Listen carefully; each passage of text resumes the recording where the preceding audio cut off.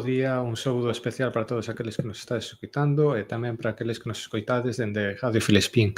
E hoxe temos a unha persoa con nós que penso que non precisa de grandes presentacións para todos aqueles amigos de Roxín Roxal para falar precisamente da nosa cultura. Ese non é outro que Felipe Senén. Obrigado por estar aquí con Hola, nós. moi bo día e graciñas a vos por esta oportunidade de redefinir o que é a cultura como un valor de uso que levamos posta. Pois precisamente por aí vamos comezar, porque sei que tes interés en reflexionar acerca do que é a cultura, que concepto debemos ter para poder entendela ben no seu conxunto, non nestes tempos que parece que son definicións moito máis superfluas. Sí, é verdade. Os valores de uso no noso tempo fanse valores de mercado, valores de consumo.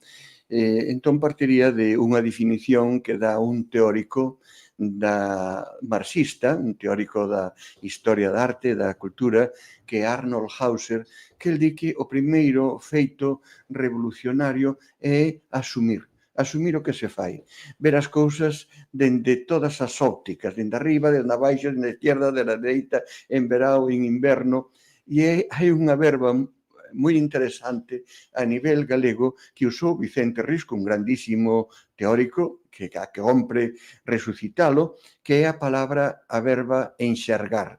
Enxergar é poñer os 5 sentidos sobre as cousas, pero a máis dos 5 sentidos poñer a sabiduría que un pode ter, e a sabiduría está sempre en devalar, está sempre cambiando, hai novas cousas, pasos adiante, pero tamén pasos atrás, o que é a aculturación.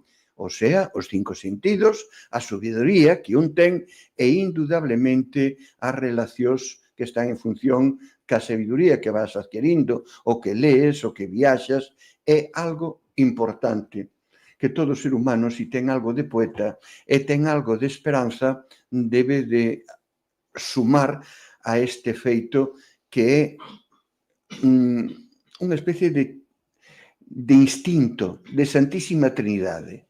Os 5 sentidos, a creatividade, as relacións, as lecturas, pero tamén o instinto que ten o ser humano, esa especie de espírito que te leva e aí está o que nos leva a definir a cultura como que o ser humano cultiva para sobrevivir.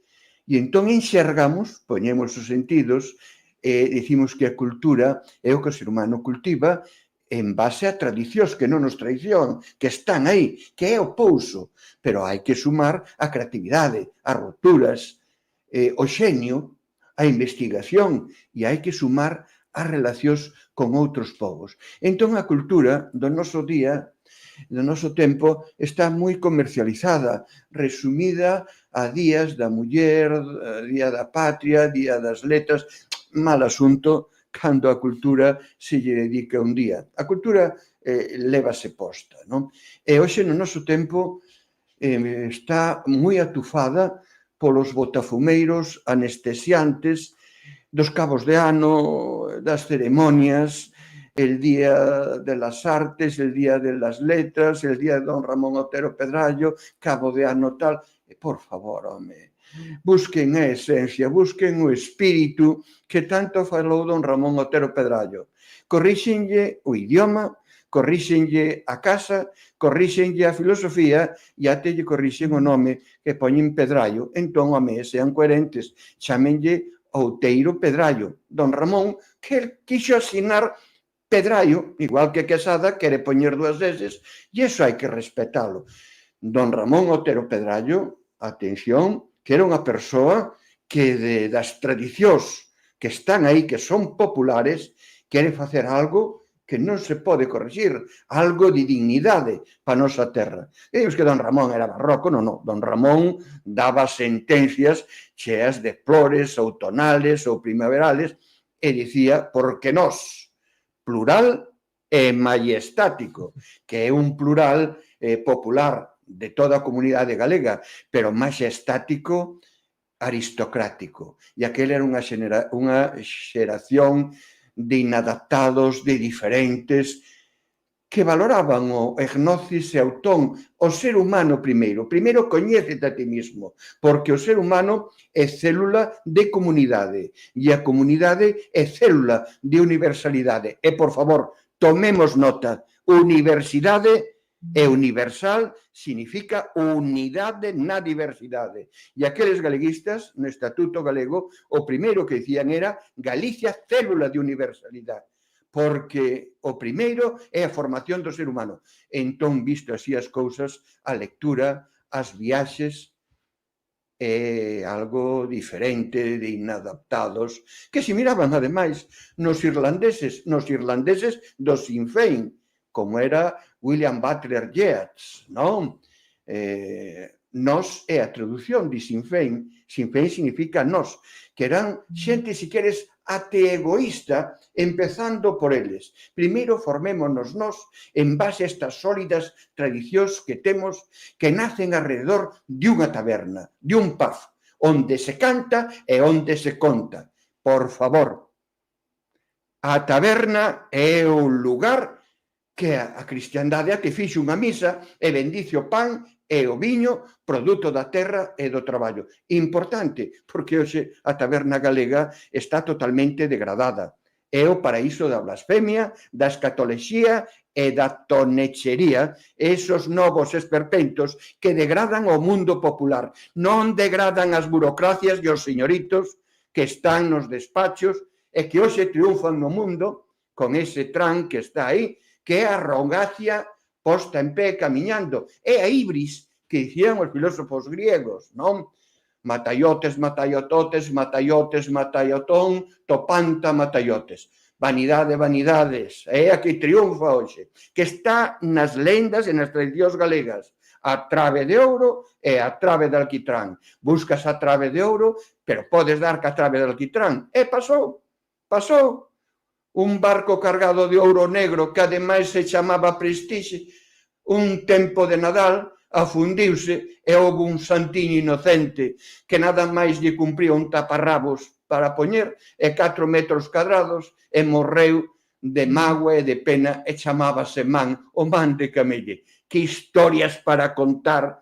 As historias están aí, pero verídicas, non é realismo máxico, que tamén é patrimonio da galeguidade, non? Entón, esta pequena entrada xa nos vai para filosofar, meternos na fondura e no pouso da cultura galega, das máis antigas que hai no mundo, que eso é un país que en base a esta cultura ten paleolítico, neolítico, un mundo moi propio, que é a cultura castrexa, que aqueles románticos e os modernistas chamaban celta, até que veu Alonso del Real, un home moi vinculado á falanxe, que dixo que en Galicia nada máis había 2 celtas, que era o Celta de Vigo e o Celta de Vigo e os cigarrillos celtas. Hoxe diríamos hasta o porco celta tamén, non? Bueno, agora sábese a vida, Alonso del Real, profesor, non me vou a meter eu con eso, pero todo se vai sabendo e o seu comportamento. Eran profesores que viñan da falanxe que sustituíron aqueles da República, mentras que Risco e Otero Pedrallo e Florentino López Cuevillas insistían nunha marca galega que estaba sustentado por unha parte polo centrismo, que era o mundo indoeuropeo, era un mundo cargado de orientalismo, o mundo do panteísmo, de interacción paisaxe-paisanaxe, que eso é noso. O galego leva sempre a paisaxe-paisanaxe posta nel, a saudade pola súa terra, a búsqueda do paraíso perdido, o camiño como un xogo de oca das tesis, de aventura e de desventura. O celtismo estaba na base daquel galeguismo. E, por outra parte, algo que eles insistían, que é o cristianismo, non? O cristianismo do país dos cruceiros, do país dos mosteiros, do país de Prisciliano. Un cristianismo rebelde, como foi o de Basilio Álvarez, ou de Moncho Barcárcel, ou de Paco Carballo, non outros cristianismos que se saíron do rego para ser absorbidos polo negocio. Bueno, pois xa falamos de unhas bases da cultura galega, do mundo das tradicións, do mundo da creación, desa gran riqueza que logo ao cabo do tempo, no mundo romano, no mundo da cristiandade, no mundo gótico, medieval, das ordes mendicantes, no mundo do Renacemento e do Barroco e na Ilustración. As grandísimas figuras que tuvo a Ilustración galega, Padre Sarmiento, Padre Feixóo, Cornide, entre moitos intelectuales que son a nivel mundial. Entón, o ser humano, pois, acomplellarono bastante, sumindo, pois, en algo como ínfimo, como mínimo, non? Até que aquela xeneración nos, a través do Seminario de Estudios Galegos e de varias cousas que Risco, creador de irmandades, de cofradías, de células, de seminarios, nun foco importantísimo, nada estudado aínda, que foi Mondariz. Mondariz e os Peinador, a familia Peinador, Vela e Lines, fixeron moitísimo pola cultura galega, dándolle unha marca de grandísima dignidade. Abriches moitas xanelas, Felipe, que espero ir podendo tratar. Unha é ese do mundo celta, a relación tamén do cristianismo ca Galiza, pero penso que hai algo, unha liña que atravesa todo isto do que estivemos falando, que é esa dialéctica que existe sempre na Galiza e moitos outros povos entre o universal e a comunidade. Non sei como pensas ti que evoluiu esta relación.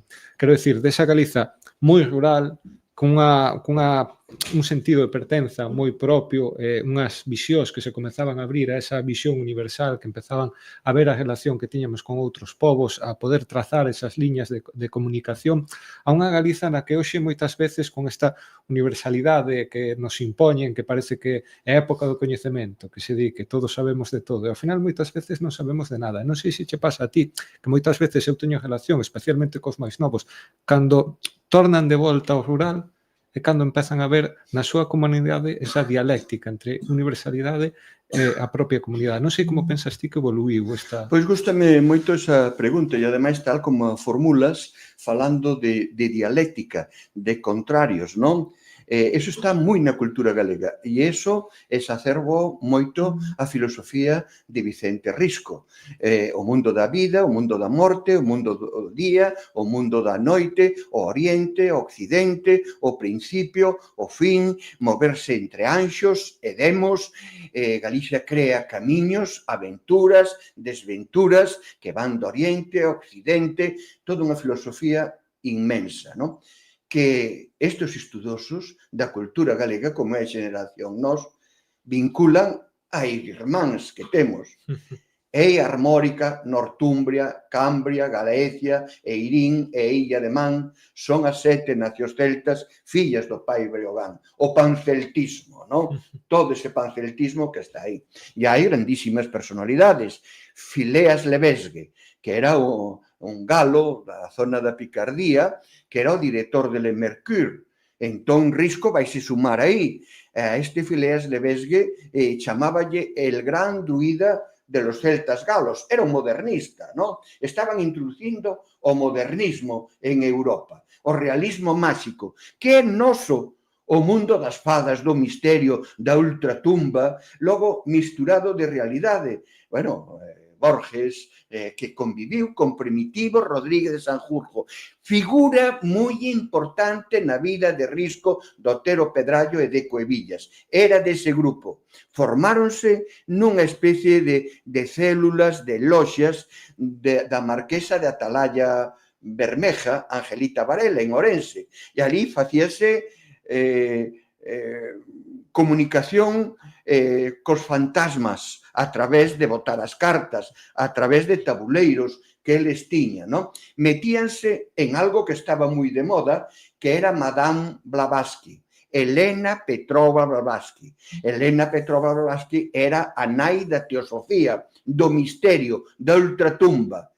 Por que en Irlanda Bram Stoker ou estes grandes creadores vinculados ao terror que eles potencian? Por que na contemporaneidade ali un Harry Potter? Por que Galiza non seguiu o camiño de Álvaro Cunqueiro ou de Castro Viejo? Aí están as vetas da tradición e da cultura galega. A cultura tamén, indudablemente, como negocio que sae dai, o que pode dar de sí a literatura, o teatro, o libro, a música e todo o demais, non? Entonces, aí ven a túa pregunta. Eles buscaban A Galicia, que é o que en realidad, a que abre camiños do Oriente a Occidente, a que, ao mesmo tempo, acende faros, a Torre de Hércules desde sempre, un país que diu emigrantes incluso máis que Irlanda, ou incluso máis que os xudeos, ou tanto, que crearon tabernas e bares que fixeron centros de colectividades para eles, donde se cantaba, donde se contaba e donde se choraban nostalgias, como moi poucos países, non? Donde e en que museos se nos conta eso? En Galicia. Que son hoxe os museos en Galicia? Porque xa falaremos noutra parte de como se expresa hoxe a cultura a través de o que significa o lugar onde se gardan reliquias, saber conservar, saber acopialas, ir formando o museo, cando se perden tantas cousas. Galicia que foi precursora no mundo da fotografía, no mundo do cine, pero algo espectacular. Non queda nada de nada. É que non queda nada. Non podemos casi nin presumir porque desbaratamos todo. A gran riqueza que tuvo Galicia era a minería e a metalurgia do ouro dende época castrexa, non? E incluso hasta a contemporaneidade dos grandes orfebres, as técnicas de filigrana e as técnicas que había, hoxe incluso desconocidas as do pasado, a colección de tesouros que se foron formando, algúns van parar aos museos, outros quedan pois perdidos, convertidos en dentaduras de paisanos, en coroas da Virxen do Carmen da determinada parroquia. E detaixo de todo eso, unha riquísima literatura do mundo da búsqueda do tesouro, do ouro, esa ansiedade. Bueno, pois contestando ao teu, Galiza nunca se sentiu soa, senón que aqueles precursores, como non, buscan a relación co que eles chamaban o panceltismo. Phileas de Lebesgue estaba aí, un singular, outro inadaptado. Igual que Huysmans era un francés da época de finales do século XIX, principios do século XX, escribiu a Rebours. A Rebours quer dicir contrafío. E ten un persoaxe na súa novela que se chama Rebours, que se chama El señor de Seixens, que era un extrovertido, unha persona extraña, un dandy, un elegante, que buscaba unha xenialidade dentro da súa colectividade. Bueno, pois ese tipo de persoaxes prendeu moito nos irlandeses. Falábamos de Yeats, podíamos falar de Joyce, de Oscar Wilde, de Beckett, dos grandes creadores dublineses ou irlandeses, con esa singularidade que lle dan un pouso especial a Inglaterra, a Irlanda, pero mesmo tamén en Inglaterra, porque a mesma base iba dun lado para outro. Ese fondo teosófico de Madame Blavatsky, o misterio. Se un pobo non ten misterio, se unha religión non ten misterio, non ten seducción. E hoxe eu entendo que no panorama político, no mundo das performances, da posta en escena, se non hai cultura, se non hai seducción, non hai atracción, non convencemos a ninguén, porque efectivamente a cultura é arte, é música, é un xeito de seducción que abarca a todos os públicos, que debe abarcar a todos os públicos. E a cultura debe de estar nunha permanencia nesa e non deixarse atufar polo consumo dos días, das horas e de somos sacerdotes que se dedican a participar en estas celebracións, non? Que non van ao fondo do que hai debaixo. Falamos moitísimo hoxe. Hai moitísimos actos, pero o que está pasando hoxe, o que pasa cas industrias de memoria que creou Isaac Díaz Pardo en época da dictadura, Cerámicas do Castro, co seu auditorio, co seu museo, cas súas bibliotecas, logo vai a Sargadelos, non? E ali volve a repetir o mismo. E dalle traballo ás mulleres con dignidade. Mentres estaba tramando xove nuclear, alumina, moitos iban nos tres para lá. E logo non queda aí a cousa. Quere crear, como debe ter todo o país maduro, uns centros de comunicación, como que estamos facéndonos aquí agora, galegos, o IGI, Instituto Galego de Información, é un edificio magnífico en Compostela. E tan consecuente foi na teoría como na praxe, que repartiu a maioría accionarial, non? Pero que pasou? Que se foi vendendo e fíxose o dedo gordo dono de todo. Non entendeu o que había debaixo. E incluso ter que escoitar con todo ese patrimonio que hai aí e o valioso que é que Isá Díaz Pardo foi un mal xestor. O que calou, que mantuvo moitísimas persoas da cultura galega en silencio e sen dicir nada. Servidor viu como nos anos 80 e 90 en Ourense, agora que falamos tanto de don Ramón Otero Pedrallo, mociño, cuide o nivel de espírito, déixese do material, o que vai facer aturar a soedade e a morte e resolver a vida é o nivel de espírito. Eles crearon unhos espacios para falar do divino e do humano, desa dialéctica tan propia dese barroquismo galego. Chamábase, na época da dictadura, o Voltaire. Quen é Voltaire? É o filósofo da Revolución Francesa, pero é tamén o nome que en Zúrich tiña un cabaret donde se reunían os contrafío, os dadás, aqueles que rompían con todo. E entonces naquelas paredes había un mural dedicado a Vicente Risco, que era o filósofo, moi celta e moi cristiano. Por eso, cando hai o golpe, el cohíbese e incluso se vai ca parte do franquismo, que iso foi como se foi Antonio Palacios, como se foi Ramón Cabanillas. Donde acaba Ramón Cabanillas? Co padre Mauro alá en Samos, celtas e cristianos, non?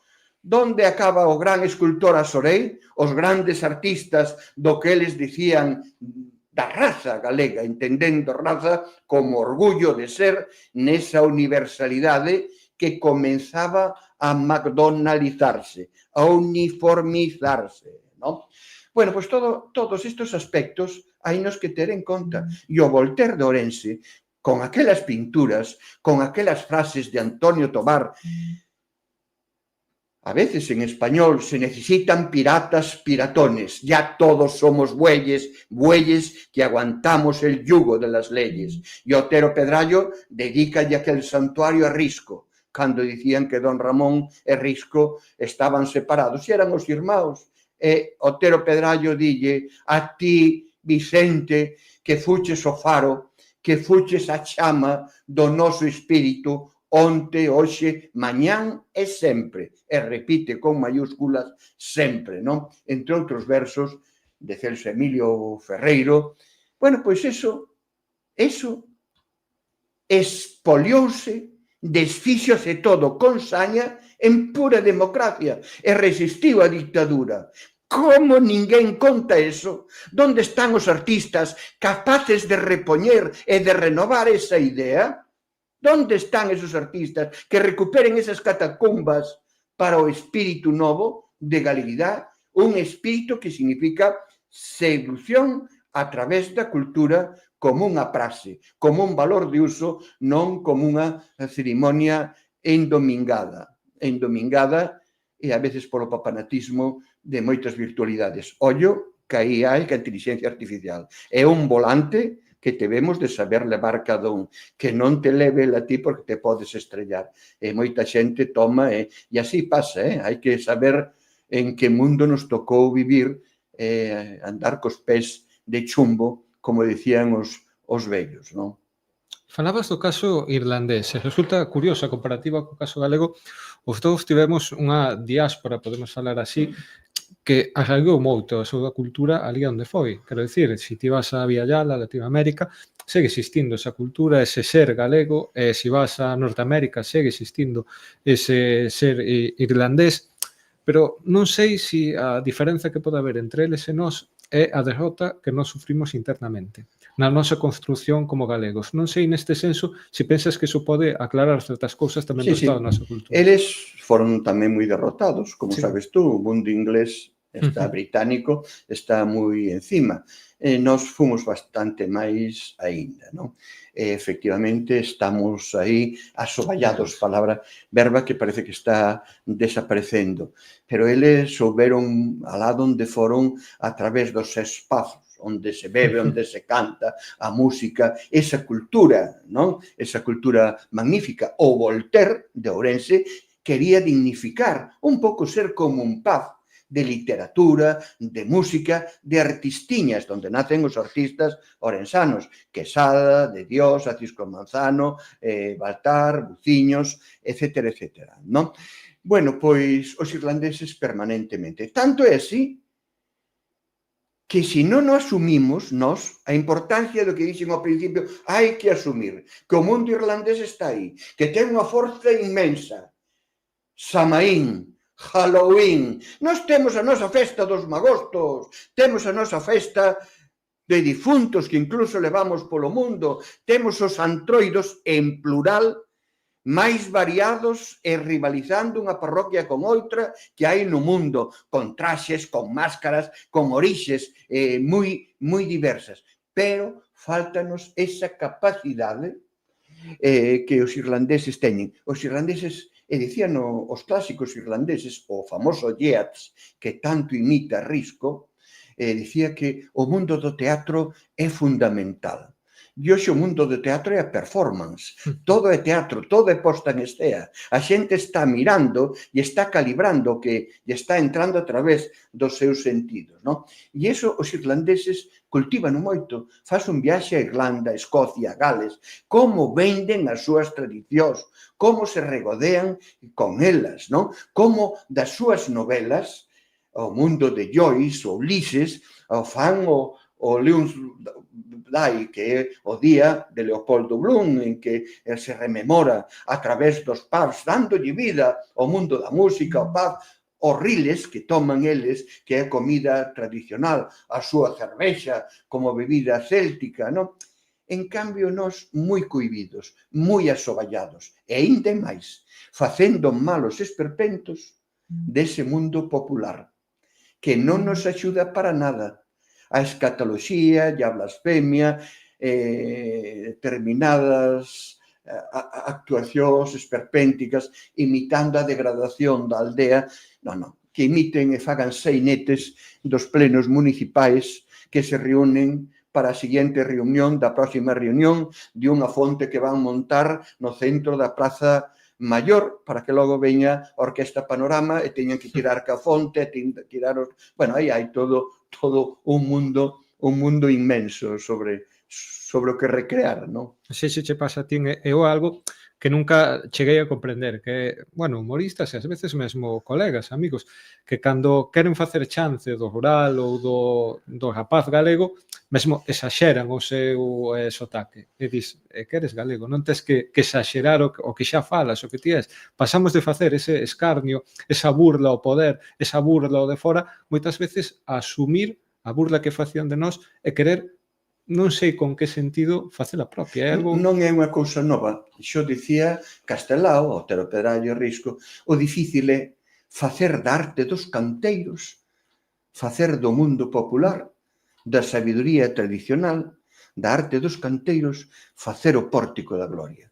O gran arquitecto Antonio Palacios, que busca o espírito e esencia de Galicia, cas pedras de Galicia, cos canteiros de Galicia e as arquitecturas históricas de Galicia, fai esas grandísimas edificacións, non? A dignificación que fai a Sorei, non? O tesouro, a muller da aldea co seu paniño de cachimir, cos ollos verdes que leva o tesouro, non? Casi como un árbore. A idea de árbore tan irlandesa como nosa. A atracción da terra afunde raíces. O misterio, a atracción da luz, ergue os xermolos, e nós como as plantas, entre a terra e a luz. Por iso, o símbolo da revista Nós é a árbore. Castelao, pero é que os irlandeses, a famosa ilustradora de Yeats, William Butler Yeats, era Alteagiles. E moitas das ilustracións colles un lápiz e outro lápiz cunha mão. as raíces, faz as raíces así, ergues para arriba, e salenches ilustra como simétrico del teagiles, non?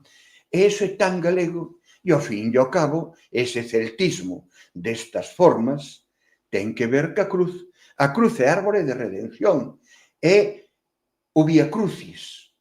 Naces, camiñas, recíbente con palmas, xa topas un Judas, xa topas os que te negan, vas a topar o que te flaxela, o que che pon a coroa de espíneas, o que che carga unha cruz, pero topas un cirineo, e topas unhas mulleres, e ao final, eso é precioso, é a vida mesma de aprender a desprenderse. E iso era o que dicía Risco. Risco era heterodoxo en todo, agás na religión, dicir. E eu entendo Risco, non? Que cría no demo, que cría nos anxos. Bueno, se non tes esperanza, eu coñecín a moitísimo. Bueno, eu teño que dicir, bueno, e basta xa dicir eu podes traducir en latín por ego, non? Quero dicir que eu veño desa xente, a min colócame no Museo da Coruña Chamoso Lamas, que viña da aldea de Lousada Diegues, da idea de Risco, de Otero Pedrallo, dese mundo tan céltico. Pero un mundo tamén moi cristiano. Pero un cristianismo, sí, de rosario, e de Vía Crucis. Castelao rezaba o rosario. E meu amigo Pepe VI, o que lle puxo, cando asesinaron a Bóveda, cando o fusilaron, puxolle a bandeira. Eu tuve a Pepe VI nos anos 80, en San Antón, pintando uns murales, mantúveno na casa, pois de unas conferencias ali, rezaba o rosario, e dicíalle, pero Pepe, pero que é Dios? E dicía, ti, Felipe, vas ao cementerio? Vou. E levas flores? Levo. Quen te impuxa a ti a ir ao cementerio? Pois aí está Dios. Dios é a esperanza. E eu penso, e coñecín Ernesto Cardenal, trouxeno a través da Diputación, cando estuve en Xestión Cultural, e a mesma cousa, Ernesto Cardenal, que, cuidado, moitas das cousas que digo eu, non as creo eu, están xa copiadas. Esos versos que me regalou Ernesto Cardenal, que din así, la atracción de la tierra hunde las raíces, la atracción de la luz levanta los gromos, y nosotros, como las plantas, entre la tierra y la luz. Aí hai misterio, hai magia, a teosofía que buscaba Risco. De onde nace o realismo máxico? Un santiño, que burradas un santiño, pero un santiño que o decapitan, é que vai a Roma camiñando ca cabeza na mão. Eso é unha maravilla. Ou San Brandán, ou Trecencionio, ou San Amaro, ou Ero da Armenteira, tantas cousas que temos na cultura galega.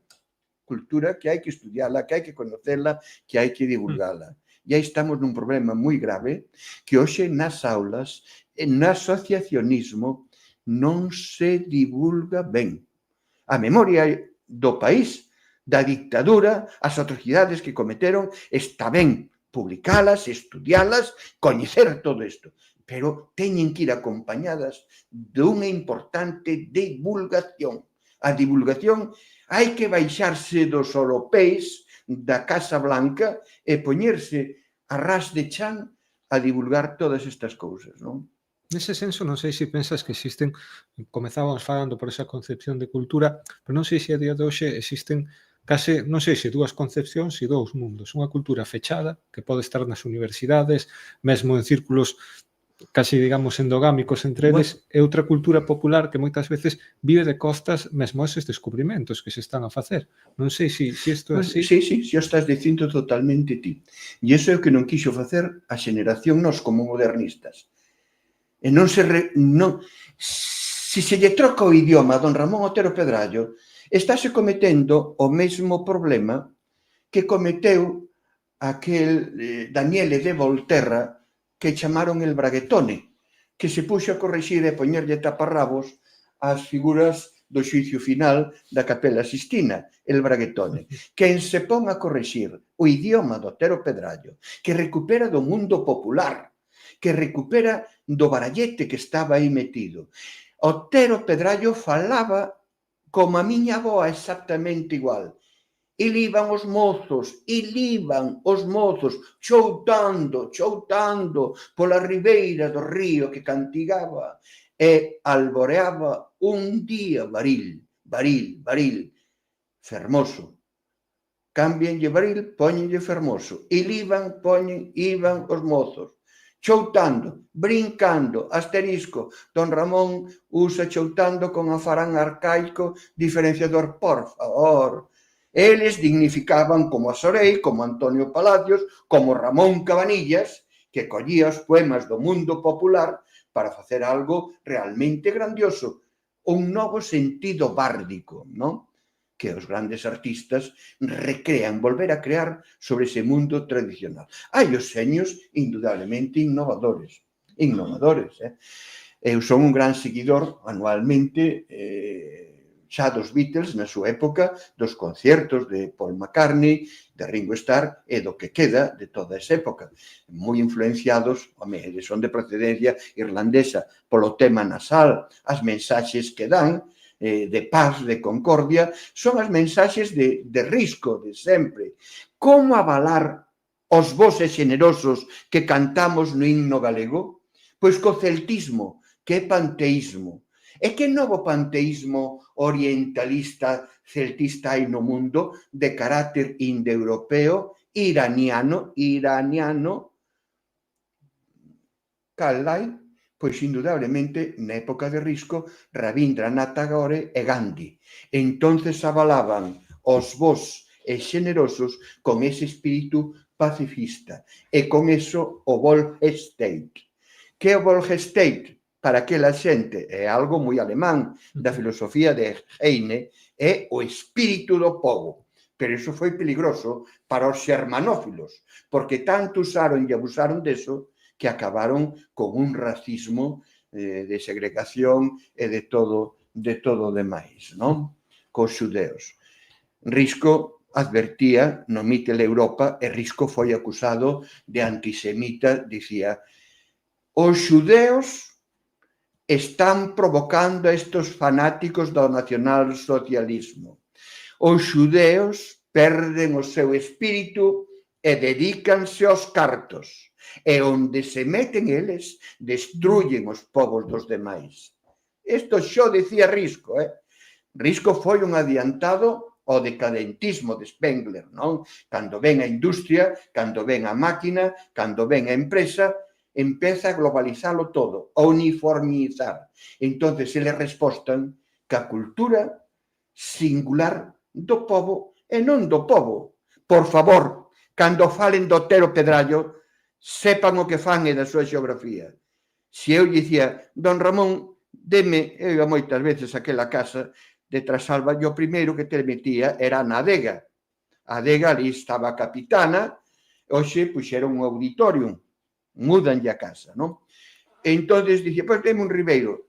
Que ribeiro quere? Porque aquí temos dos 5 ribeiros. Hai 5 ribeiros. O do Avia, o do Miño, o do Barbantiño, o do Arenteiro, o do Arnolla, non?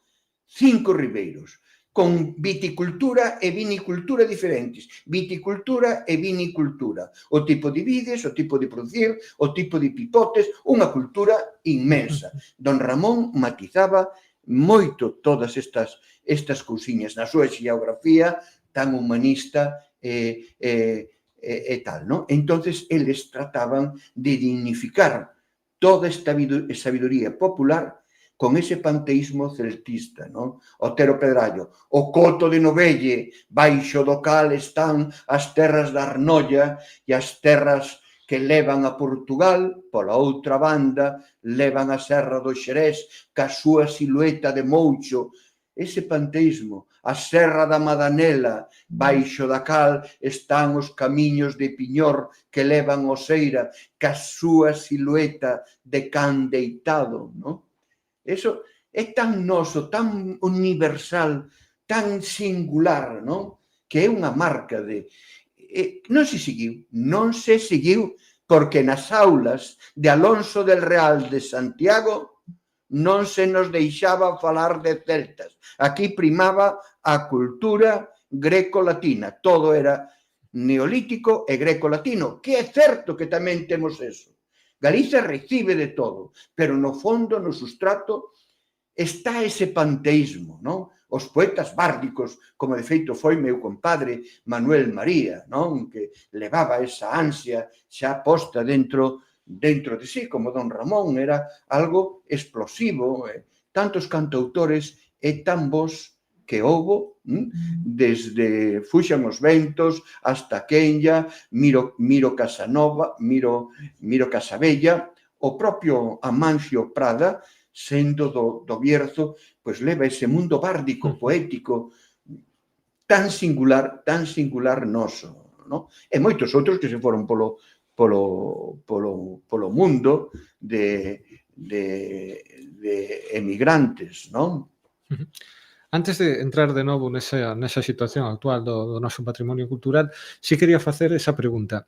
Parece que tanto o celta como, diría, hoxe en día mesmo o noso pensamento cristiano, as nosas prácticas, a esa cultura popular que segue moi apegada a todo ese mundo, parece que se quere borrar do mapa. É algo que moitas veces molesta ou que non se quere falar da relación ca Galiza, co popular, ca nosa cultura. Non sei, é algo polémico, digamos, pero sabes que está aí. O mundo universitario compostelano, que parte desa época, eu tuve dos grandes profesores, Alonso del Real, que sabía moito, pero tiña unha teima.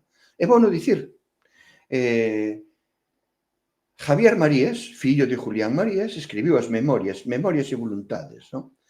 Ten como unhas páxinas importantes, non sei cantas, dedicadas a Alonso del Real, que eran, en inicio, republicanos, ambos foron ao Mediterráneo, escribiron un libro sobre a cultura mediterránea, Julián Marías e Alonso del Real. Chega a Guerra Civil e as divisións, e Alonso del Real denuncia reiteradamente, hasta casi levar ao paredón, palabras textuales, isto dio Javier Marías, e sinta a necesidade de contalo.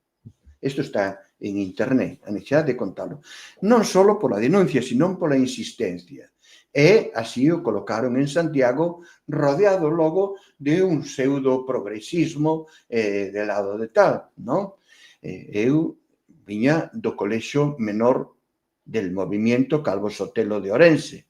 Ali, pois, o vecino Otero Pedrallo e todo aquele mundo. E fun ao colexio maior San Clemente de Compostela. O director era Alonso del Real, do movimento Comendo a sopa boba, aínda que logo predicase. Pero tamén se sabe hoxe que con Santa Olalla queimou libros darwinistas á porta do Museo de Antropoloxía de Madrid. Mira ti que se pode esperar.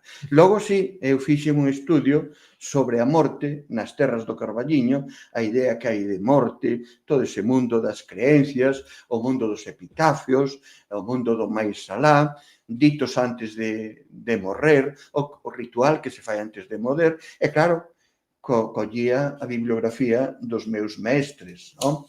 De Xocas, de Ferro Couselo, de Taboada Chivite e de quen morrera no ano 63, que era o grandísimo Vicente Risco. A min gustábame. Bueno, todo foi correxido. Esta é unha bibliografía obsoleta. Todos levaban de 7 para arriba, a min diu un cinquiño pulido e raspado e todo o demais. Traballo que eu lle din, que o debe de Marcial Gondar, aínda se debe recordar dese traballo. Logo dinlle o original el que traballase precisamente sobre. Pero eso quedou moi prendido. E direiche unhas cousas, direiche algo a nivel xa científico, non? En Lugo hai unha estela que aparece en crecente ali ao lado do libro, do Miño, donde Ámbulus, un tipo que se chama Ámbulus, dedícalle a Pana, a súa filla, esa estela. El que é tamarico, céltico e galaico. Presume de que é céltico e galaico. En que mundo abunda a insignia dos celtas en maior densidade, como son os torques? É en Galicia. É a marca insignia, como collar e incluso como cetro. Había moito. Torques singularísimos. E logo están as crónicas dos xeógrafos e daqueles viaxeiros que na época do cambio de era e pouco posterior viñan o que irían chamando a Galaecia, non? Entonces, ao vir aquí, eles din que estes eran celtíberos, eran célticos, e se eles mesmos o din, os da zona do Tambre, especialmente, os nerios eran especialmente, se eles o din, como se nega e se borra todo eso? É certo que a romanización foi moi forte. E se algún vai que debe de ir todo galego, debe de quitar as orelleiras que levamos postas. Ver a Galicia como era no medievo, no mundo germánico, visigodo e suevo, e no mundo romano, galaico-romano. A bracarense, até onde chegaba, até o Mondego, máis abaixo do Douro. A asturicense, cos asturianos tiran moito peles, pois é astúrica, que é Astorga, que chegaba hasta Palencia. E máis abaixo, hasta as portas. Teodosio decíase que era de Cauca, da Galaecia, non? O gran emperador, que hai que traballar moito sobre estas figuras, que era Magno Claudio Máximo. Magno Claudio Máximo decíase que era galaico e era un équite importantísimo que vai ter a guarnición que está nas murallas de Adriano que separan dos pictos dos británicos, a famoso muro de Adriano que hai aí. Pois eu vou aí, isto aprendino nun viaxe ali, donde o guía me di, isto está feito por sus antigos paisanos, que eran asturianos, e logo poñome a mirar Claudio Máximo, isto está xa en internet, xo ves por aí, sobre as súas orixes. E en demais, deste mundo de Magno Claudio Máximo, vai nacer unha lenda importantísima para o mundo celta, que vincula a idea céltica ca cristiana. Cal é? O rei Arturo. O rei Arturo que vai perseguindo o caldeiro céltico feito Cáliz que levou Xosé de Arimatea. Levou Xosé de Arimatea, según as lendas, desde Terra Santa aos países célticos. Como viaxe que fixo Breogán, como viaxe que fixo San Barandán, como tantos viaxes navigare necesses, vivere non é necese. O tema da aventura tan importante, bueno, iso é, aí poden sacar, estou pensando en Cavafis, nos versos do Odisea de Cavafis, a importancia que ten o viaxe, para iso Galicia. Bueno, pois o tema do rei Arturo con Mago Merlín, eu falaba con Filgueira Valverde, outro desos celtas católicos, non? E Filgueira dicía hai que traballar sobre o ciclo artúrico. E ti recolles o que teimaban Risco, Otero Pedrallo, Antonio Palacios, Ramón Cabanillas, alá en Mondariz, sobre o Parsifal. Wagner fai, según Risco, obra magnífica e sumo da cultura universal que é o Parsifal de Wagner. Unha ópera feita música, feita literatura, feita teatro, que resume o xogo da oca céltico, o camiño de un homiño que vai buscando o paraíso perdido do cáliz do Grial. Entón, Ramón Cabanillas fai A noite estrelecida, ponlle música Rodríguez de Losada, que é o arquitecto, e queren facer unha especie de Parsifal galego. Eu sento do Carballiño e vexo a Veracruz, o templo da Veracruz do Carballiño, e é o escenario ideal para representar as 5 horas. Eu fun varias veces a ver o Parsifal de Wagner, non? A Alemania xa me gustaría ir a Beirut como quería Wagner, cousas que lle gustaban moito a Hitler, que isto tamén ten os seus peligros, porque isto son como drogas. O mundo da fantasía, o mundo da cultura, bueno, ese equilibrio da comunidade e universalidade, sempre ten que bueno, existir. pois eso, pois é que deste mundo, desta literatura, naceu toda a novela cabaleiresca, hasta o Quijote, pasando polo Amadís de Gaula, e que iso é o que nos aprende a civilizar o camiño, a aventura, a narración. Fomos civilizados en iso. E aí está a cerna do mundo céltico, Galiza entre eles, e alrededor do rei Arturo, do mago Merlín, de Morgama, anxos, demos, monstruos, bosques, pozos sagrados, covas, cavernas, toda esa magia que son fíos que os grandes escritores literatos que temos en Galicia a veces están moi enredados ca memoria, que tamén é importante, a memoria histórica é moi importante, pero o mundo cunqueirián que quedou aí, moi cuidado tamén por Ferrín, por Darío Xan Cabana, por tantos que tamén o cuidaron, no? Pero é un mundo moi xenuinamente noso. Vou dar paso a Miguel. Sí, moi ben.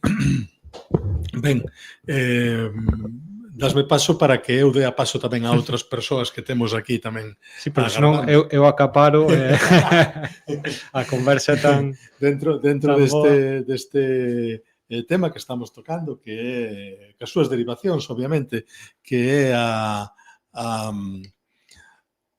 xestión do patrimonio cultural. Temos aquí 2 ou 3 voces autorizadas que tamén poden intervir no debate. Concretamente temos neste momento a Xavier Moure e a Antón Malde. E voulle dar primeiro paso a Xavier e despois a Antón para que comente ou para que pregunte. Xavier, aquí te temos. Non se escoita? Sí, agora sí. Agora sí. Agora sí. Sí, é que estou nun sitio que, bueno, non hai moita cobertura, non? Aquí por Pontedeume. Bueno, vamos a ver, quixera preguntarlle a Felipe, non? Que, bueno, que falou o que o esquecemento por parte de determinados autores, non? Presentes hoxe, mesmo no ensino, do que a memoria, e cando falo de memoria, pois estou falando neste caso do que son das lendas, das tradicións, non? Simplemente comentar que nos escribimos fai algúns anos, desde o colectivo Patrimonio dos Ancares, un libro, Pedras con lenda, non? Donde recollimos cerca de 1000 pedras, o que foron nos concellos de Becerreá, Cervantes e Navia de Suar. Nos chamou moitísima atención, non? A necesidade da xente, da veciñanza, dos veciños e das veciñas de contar esas historias. Esas historias que certamente quedamos sorprendidos cando se publicou o libro, que eran as grandes descoñecidas. Entón, eu me quixera preguntar a Felipe, non? Iso, por que será? Porque quizá teñamos unhas administracións, neste caso as máis próximas, os concellos, que se están a preocupar por outras cousas. Comentaba antes, non? Bueno, isto de festas, a festa de tal, a festa de cual, e en cambio non se vai o miolo o que é do pobo, da veciñanza, non? Isto a que se pode deber. Quizás un descoñecemento, un desleixo, non o sei. Non sei se me entende a... Sí, bueno, mira, perfectamente, enténdese moi ben todo o que acabas de dicir e casi mesmo ti das a resposta. Pero enxergando esa palabra tan bonita que eu dicía, enxergando o que nós mesmos somos. Nós vivimos o mundo da lareira, da avoa como unha matriarca na casa que administraba os animais, as eidos, todo. Nós pasamos do mundo da lareira ao mundo da cociña bilbaína, despois aquelas apestosas cociñas de petróleo, hoxe as vitrocerámicas e hoxe, máis que nada, o mundo dos plasmas que temos diante dos ollos permanentemente, a través dun móvil, no sofá, diante do sofá da casa, dando mensaxes, non? Bombardeando constantemente aí. A intimidade non se ten en conta para nada. O acoso é permanente por todas partes cas súas mensaxes. Aquel mundo que vivimos nós e que viviches ti, de que contar lendas que se regodeaban, os vellos que xeito de falar tiñan, que hoxe pois xa vaise perdendo, xa non temos, eran auténticos actores de teatro con aquelas facianas topografiadas pois en mil alegrías, en mil penas, vidas cada unha delas de novela polos camiños do mundo. E hai que agradecer, hai xente tamén que ten moito mérito, Mercedes Peón, que estuvo aí, que sacou moitos cantares, o propio que vimos como se desfacía, porque claro, viña do franquismo e bailaba o son que tocaba o fascismo, que era Rei de Viana, recuperando e recreando sobre traxes, sobre danzas, sobre músicas antigas. Leveno en moitas ocasións, a Viana do Bolo, ver aqueles folións, tomaba nota, sacaba cousas, e iso tamén acabamos con el na propia democracia, que había un punto de partida que moitos en Cataluña tiñan cousas tan valiosas a nivel cultural como podían ser as nosas, non? Bueno, pois aquel mundo do magnetofón, que era o mundo de recoller tradicións, que era o teu, especialmente, como fixéchedes nos Ancares ou no Carel, ese mundo das pedras, que si pasou o rei Arturo, que si pasou Carlomagno, bueno, por ali, esas lendas tan cheas de cristiandade, cristianizando cultos quizá máis antigos, eso hoxe xa é imposible, non? Pero é certo que hai unha base que a universidade non recuperou, que volvo a dicir, chamábanse Vicente Risco, Florentino López Cuevillas, Taboada Chivite, e esos tiñan que estar nunha aula especial chamada de cultura galega, de arqueoloxía galega, de museoloxía galega. Porque se falamos de cultura galega e de xestión cultural, hai que falar dos espacios e das persoas, dos profesionais que profesen o que fan, e de funcionarios que funcionen do que é a xestión cultural. E verdadeiramente chámaselle museo a calquer cousa. En Galicia, o gran museo que hai, creo que non nos está pasando nada ben, é o museo que creou Filgueira Valverde a través da Diputación de Pontevedra, que é o de Pontevedra. Unha institución permanente, sábados, domingos, festivos, cando pode estar, está aberta. Que adquirir o patrimonio. Donde están as obras de Díaz Pardo, que tanto, donde están? En que museo están as obras de Díaz Pardo? Donde están as obras de Laxeiro? Bueno, na súa fundación. Que adquiriu de Laxeiro algún museo de Galicia? Unha institución permanente que adquire, que conserva. Meu amigo Lois Ladra participou e saiu director do Museo do Pobo Galego e tuvo a dignidade de deixalo porque non podía ca couza que está invadindo as madeiras, as telas, etc. Un museo ten que ter profesionais que conserven, pero logo que documenten todo o que está aí. E, por suposto, alguén que sepa ensinar. Xa está ben de exposicións tan aburridas, de textos colocados nas paredes que non hai Dios que os lea. A xente busca o audiovisual, toda a galaxia nova da digitalización que tanto te pode seducir en espacios, non? Eso falta eso. Entón, cuidado, o museo non é unha colección, un pode ter unha colección, pero hai que saber ensinala, conservala, documentala, estudiala, publicala, ten que haber museos acordes. E claro, como a cultura é as tradicións, a innovación e as relacións, nas relacións hai que saber copiar. Copiar o que fan os irlandeses, o que é o centro de recepción de visitantes. A Torre de Hércules ten centro de recepción de visitantes. O centro de recepción de visitantes é onde chegas, onde preguntas, onde vas ao servicio, onde tes a taberna con produtos típicos do país que non prescriben o queixo, xamón, os chourizos, a tortilla de Betanzos, hasta un caldo e o que sea. Logo, onde tes o museo e onde tes o merchandising para que a cultura venda e dé votos. Porque o que máis escoito eu E claro, foi un técnico de cultura da Diputación da Coruña. E o que máis escoitabas dos alcaldes é a cultura non vende nin dá votos. Non sabemos facer da cultura algo sostible. Cando a cultura é o que seduce, é o que atrae, é o que trae os turistas a ver a Torre de Hércules. Como está o Cabo de Fisterra? Asesinaron a galiña dos ovos de ouro, porque levaron autocares con venda de tal, non tes donde dar a volta, un quere facer pis non ten onde. Como está o Tecla? Como están a Praia das Catedrales? Si non tes o centro de recepción que conleva o centro de información, recepción, información, merchandising, copiar como fan os irlandeses.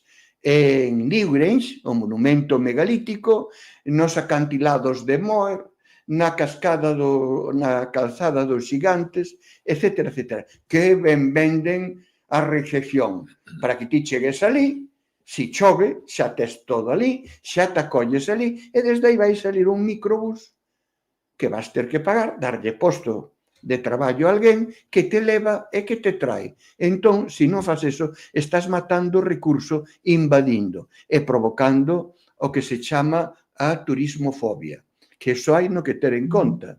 E pode pasar xa Santiago xa é o gran centro de recepción da catedral. Xa ten servicios, xa ten merchandising a todo o redor. Pero é certo que esta cidade, con tantísimos recursos e mosteiros relixiosos, debe diversificar a oferta turística. Cousas que ver, que si Museo das Peregrinacións, que si Museo da Universidade, que si cousas, para non concentrar a todo o mundo. Bueno, todo no mundo, ahora, o que acabamos de ver na televisión, das gárgolas que lle puxeron ao Hospital Real, o Hospital dos Reyes Católicos, con uns tubos, pero por favor. Bueno, eso é de dimisión de patrimonio e de todo o demais. Copien, home, o que fixeron nas catedrales é por aí. Hai que buscar as baixantes, a auga é un enemigo destas cousas, pero hai que estudiar ben, sacala por onde non se vexa e sin tubos que non se vexa. E tamén é certo que Galicia é o paraíso do feísmo. E o feísmo é un efecto que ten unha causa que é a degradación cultural, igual que o castrapeo, igual que moitos comportamentos políticos e culturales de alto rango, pois son formas de feísmo. Don Ramón Otero Pedrallo, que tiña moita retranca, metíase moito con eso, especial cas fontes e os monumentos que a ilustración municipal, dicía el, poñía nas plazas e por aí, non? Para reunión tras reunión, non? E el sempre dicía, proba da ilustración municipal tal monumento, non? Moi ben, temos moitas grazas, Xavier. Non sei se tes algún outro comentario que facer. Non, solo cando nunha das, cando estábamos recollendo lendas, non? Aquí da comarca, levamos recollidas moitos centos. Comentaba antes aquí, Felipe, eso que se esquece o que é o Cunqueiro, non? Falo do Cunqueiro. En Navia de Suarna, no seu... tamén escribiu sobre Navia, non? E chocou moitísimo, é dicir, chamou moitísimo a atención, era o gran descoñecido, non? O gran descoñecido, que na súa escola de Menciñidos, pois que nomás incluíron historia, non? Relativa a Navia, non? Que non a vou contar agora, non? Pero eso é o que si pregunto, non? E que sigo insistindo, non? Eu creo que as administracións, non? Que ao fin e ao cabo son as próximas sociedades, pois as asociacións, por moito que fagamos, non, temos que pensar con mil historias, non? E non temos tampouco a capacidade, non? A capacidade para dedicarnos solo a iso, non? Temos o noso traballo, temos as nosas historias, non? E vexo que nos concellos, non? Que deberen ser próximos en todo, non? Que se deberan dedicar, que tamén, bueno, as festas, patronais, procesións e todo o que queiras, non? Pero que isto que deberan, bueno, mimar un pouquiño máis. E o que comentaba Felipe, non? Que certamente o que o patrimonio non vai resolver os problemas de despoboación, etcétera, non? Que está sufrindo gran parte de Galicia, non? Pero sí pode axudar, non? Pode axudar a coñecela e incluso a atraer a xente, non? E, bueno, simplemente eso, é dicir, botar un cable, non? Aquí por o que é o rural, non? Ese gran abandonado. Entón, se fala aquí, vemos que hai unha agresión á catedral, por exemplo, de Compostela, a catedral de Ourense, non? E entonces todos os políticos se van facer ali a foto. En cambio, un humilde Mámoa, non? Un humilde Castro, un humilde Petrólico, non? Que nos cansamos de denunciar e ninguén move unha paca, non? E entón, bueno, nada, incidir neso e, bueno, encantados de escuitar aí a Felipe, un placer, vamos. No, gracias a escoitarte a ti, home, pero xa faz preguntas con moitas solucións dadas. Pero o malo que os políticos tampouco saben moi ben o seu papel, nin as leyes que teñen que defender. O artigo 46 da Constitución, non esquezades o artigo 46 da Constitución, di que os poderes públicos teñen a responsabilidade de manter e cuidar o patrimonio cultural dos povos de España. Saber que, dende o ano 73, 1973, os hórreos, os escudos e os cruceiros de máis de 100 anos teñen a categoría de ben, de interés cultural. E iso defínenos, e mírense como está, é un drama o que está pasando con tantos cruceiros que nos identifican e o que chaman tanto atención, obras de arte, non? E logo, pois, hai moitas cousas que non se saben respecto ao que fai o mundo civilizado. Hai cruceiros históricos dos primeiros, do século XIII, XIV, como é o de Melide, o cruceiro de San Roque de Melide, que está moi erosionado polo tempo. Bueno, no que fan no mundo civilizado é facer unha copia que non costa nada e ese mételo dentro da iglesia inmediata ou do museo. Entonces, gardas a copia, gardas o original e tes a copia.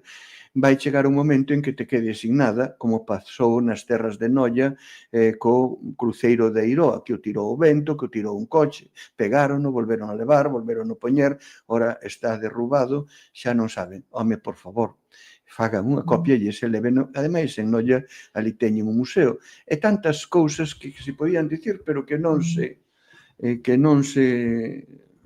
teñen moi en conta, non, polos poderes públicos, porque lle falta algo que todo ser humano, o que caracteriza o ser humano, e hoxe no mundo falta moito, é a sensibilidade. E a sensibilidade é poñer os 5 sentidos sobre as cousas, non? Dialogar con elas, ser máis poeta, non? E iso Galicia soupo facer sempre, pero tamén é certo que nos degradamos, que imos perdendo esas cualidades tan célticas e tan cristiáns que tiñamos, non? Nese sentido, eu non sei se pensas que os concellos, as autoridades, digamos, políticas, teñen as leis. Moitas veces se fala de que falta de legislación. Eu non sei se se pode mellorar, probablemente sí, pero existen unhas ferramentas que non están a utilizar. Moitas veces, tal e como te decías, parece que a explicación vai máis ben no material. Algo que non rinde, algo que non produce un valor inmediato, porque o valor sí que produce, se sabe traballar ben, se se cuida, se se mima, se se ten un proxecto cultural e de país, tamén dá un valor económico, pero parece que falta ese proxecto. Non sei nesa roda de que non dá beneficio, daquela non facemos nada, como rachar? Mira, hai quen non o sabe, pero tamén hai quen o sabe, moi pouquiños.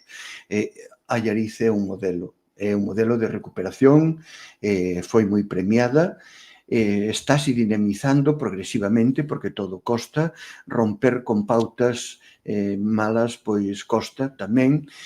A nivel de museos hai institucións particulares, o propio Uxío Novoneira, que a Casa do Poeta no Courel está moi ben feita, coñece os camiños de Europa por donde meterse. Hoxe tes que estar moi metido en moitos boletís, tanto provinciais como de Galicia, como do Estado español, como do mundo, non?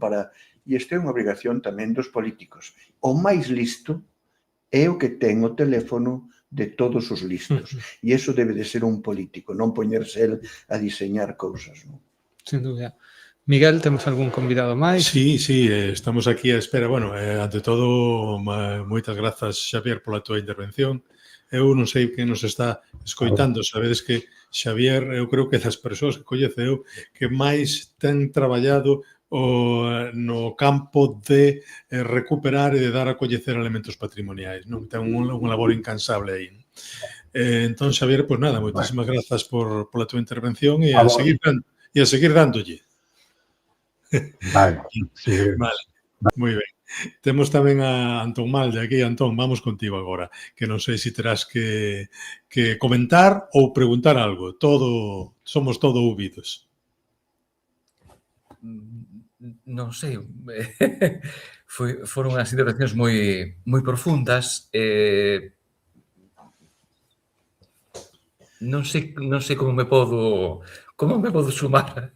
Pois, por exemplo, comentando, Antón, que eu esperaba que falaras, por exemplo, comentando sobre o estado do patrimonio, algo que ti coñeces perfectamente, que é o estado do patrimonio cultural na nosa comarca.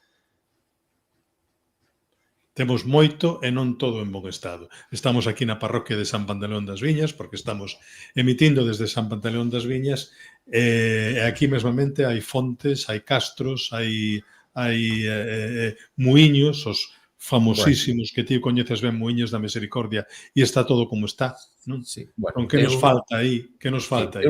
Miguel, eu aí son crítico social, nunca mellor dito, non? E sempre conto a mesma anedota. Estaba eu na zona de Curtis buscando unha ponte e sae un señor a preguntarme que fago ali.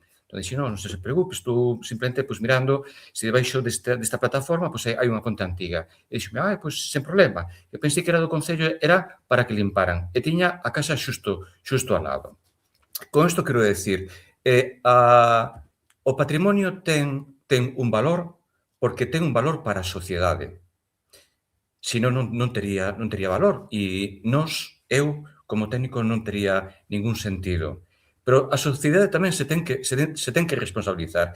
E xa está ben, e xa o teño dito máis veces e públicamente, o vitimismo e que veña a administración a solucionar problemas que a xente se ten que mover por eles.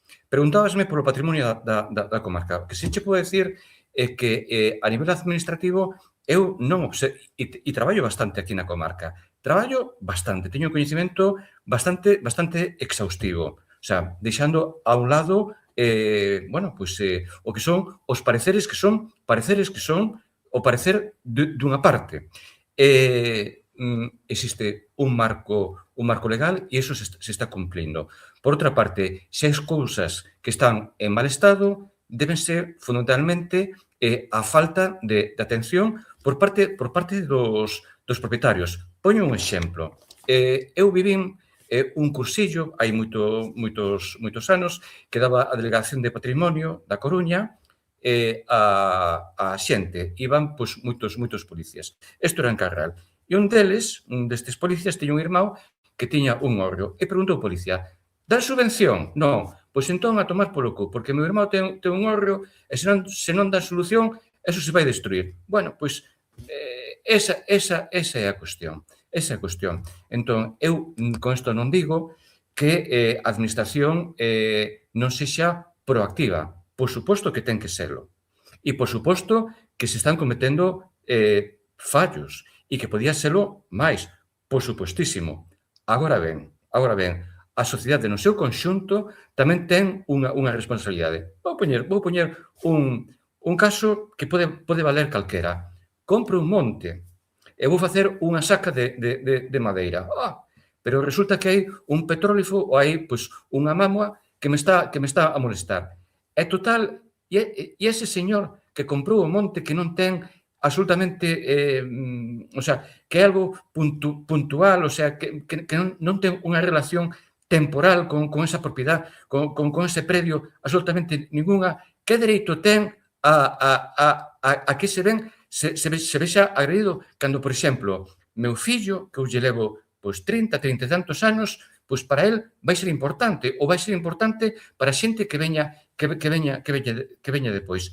Esa forma parte tamén da responsabilidade social. E o que vexo, e temos vivido recentemente algunha experiencia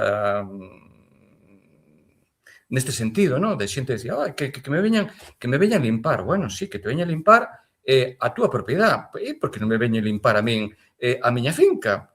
Tamén, non? Pois de paso, eu podo lavar os valores patrimoniais que teñen. Entón, eu creo que falta certa seriedade, non? E que co tema do patrimonio se está a facer pois moita demagoxía, moita.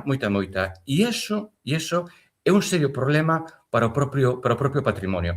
Porque o patrimonio é por unha parte, efectivamente, explica a razón do ser, indubidablemente. E nós como galegas e galegos sufrimos un ataque secular contra o noso patrimonio, comezando pola lingua, para eliminar ese carácter nacional que temos. Pero tamén é certo que existe outras facetas.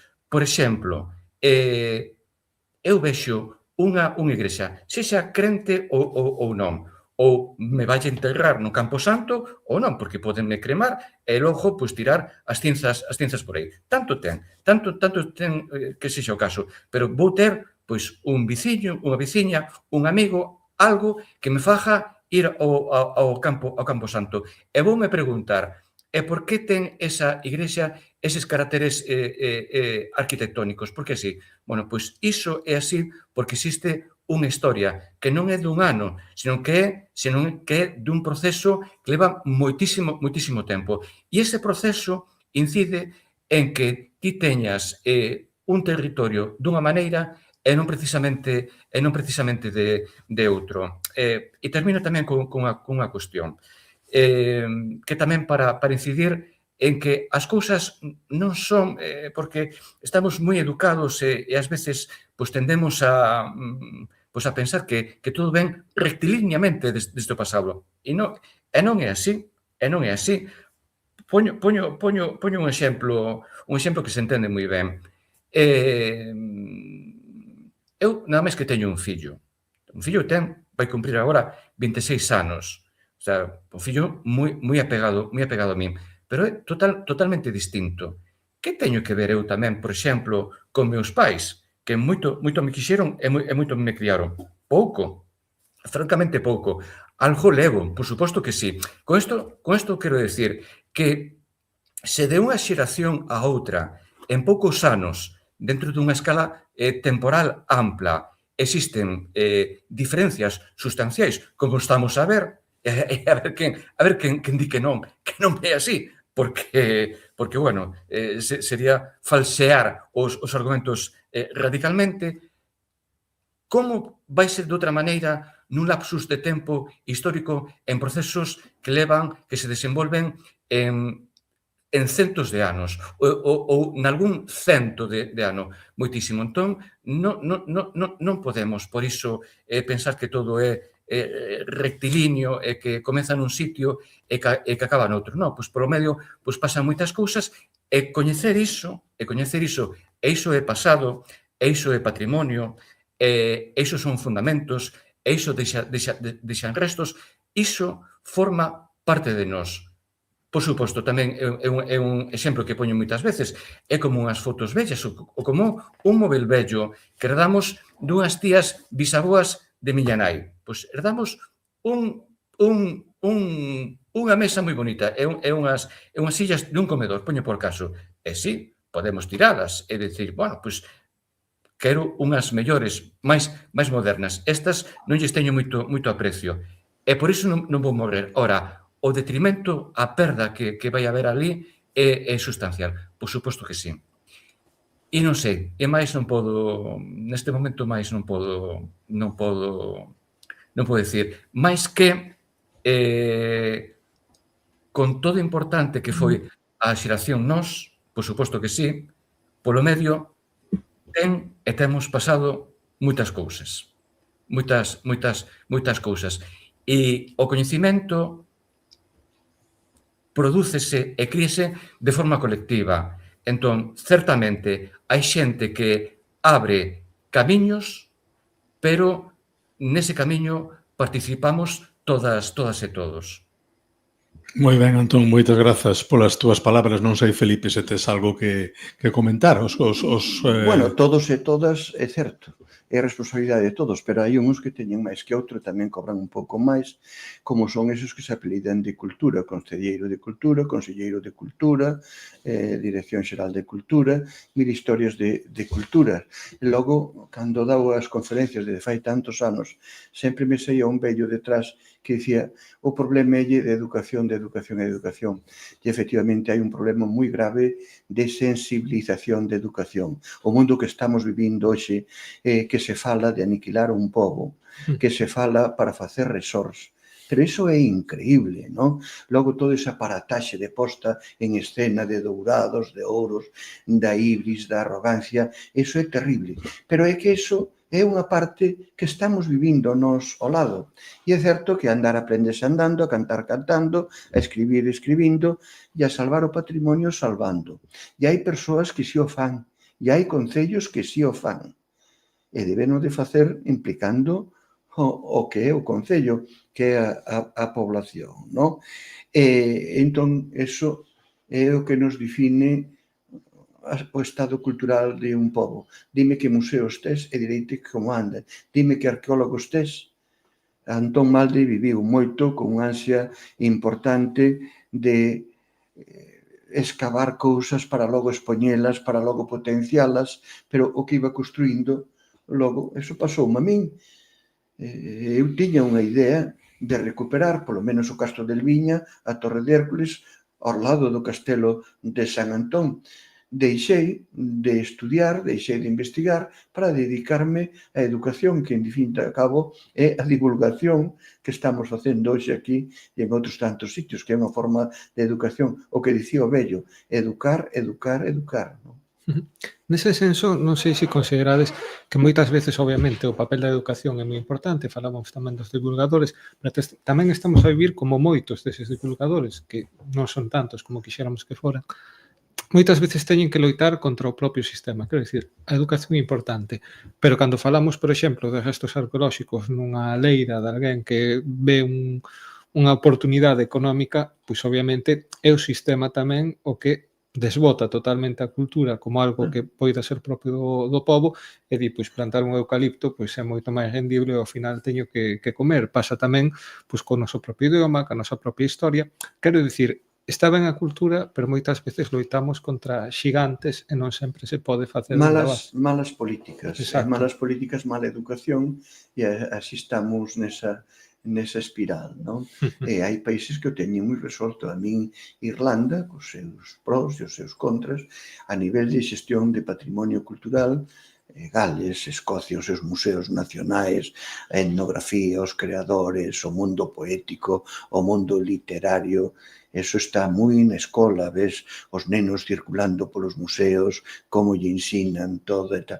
Eso aquí é terrible, abunda moito o vandalismo, e vese no grafiteo, no ego. Os grafitis expresan que é un arte moi bo, pero eu quero estar aquí, quero que se me vexa, quero tal, e ollo con esas historias. Ou é contra o nós tamén moitas veces. Bueno, é contra o nós, plural.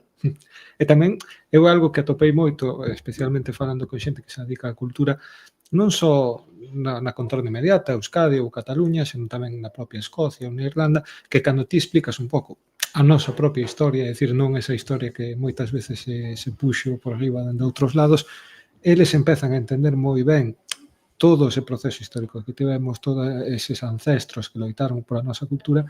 A min decíame, e foi algo que me sucedeu en Cataluña, en Euskadi e en Escocia. Decíame, home, nós con moito menos todo o que traballamos para crear un sentimento, para crear unha cultura, todo o que traballamos para que as crianzas se identifiquen con todo iso que hoxe en día é un orgullo nacional. E, sin embargo, vos que tedes moitísimo máis, como non sodes quen de facer isto? Pois estás dicindo, estás resumindo todo que hai quen o fai ben e hai que saber copiar o que está ben feito a nivel político, a nivel de educación e de comportamentos, non?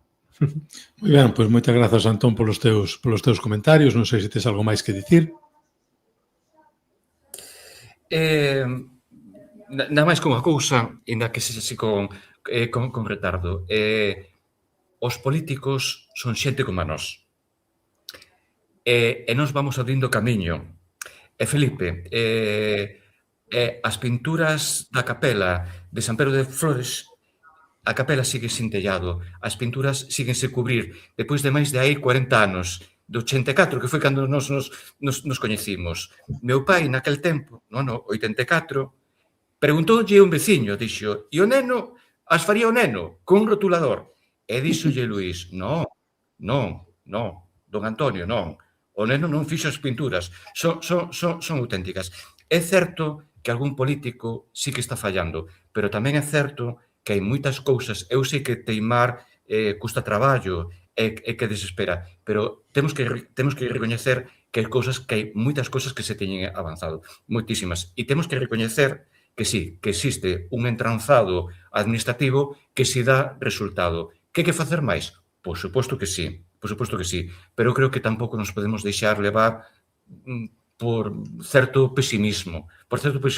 Depois de tantos anos de estar turrando por isto, pois, home, dámonos un pouco de alegría, se xamos, pois, un pouco optimistas.